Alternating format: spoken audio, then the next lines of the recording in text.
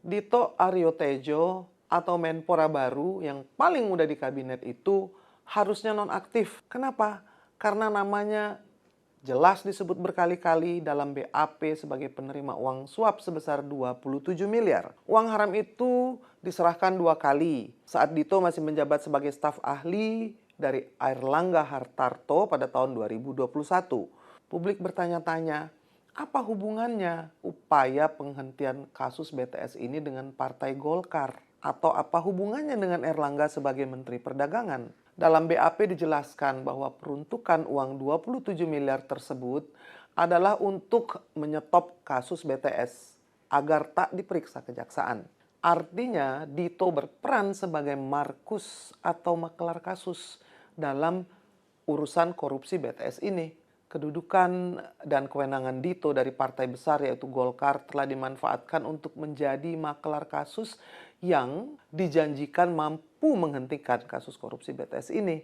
Anehnya hingga sekarang Dito masih menjabat dan berfungsi sebagai Menpora, seolah tak ada kaitan dengan kasus BTS ini. Masih ingat ada 4 klaster dalam kasus mega korupsi BTS ini. Klaster pertama adalah markus yang gentayangan di kejaksaan tanpa jelas siapa saja. Namun sekarang sudah ada nama Dito di mana dalam BAP Windy Purnama dan Iwan Hermawan disebut sebagai salah satunya. Pertanyaannya, di mana pertanggungjawaban Golkar sebagai partai politik yang seharusnya menaruh kader yang bersih dan memiliki integritas untuk ditempatkan di kabinet? Mana pertanggungjawaban Dito dalam kasus ini?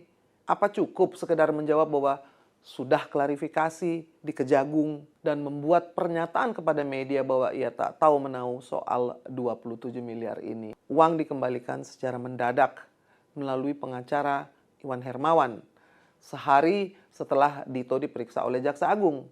Jadi Dito harus menjelaskan kepada publik untuk apa uang tersebut dan kenapa dikembalikan tanpa keterangan apapun. Harus diungkap nama-nama yang terlibat dalam kasus ini. Dan sebaiknya berhentilah memberikan narasi seolah-olah suci dan tidak bersalah. Karena 8,3 triliun itu adalah uang negara yang dikorup secara berjamaah. Hak dari jutaan rakyat di pelosok Nusantara yang seharusnya mendapatkan sinyal 5G atau akses internet.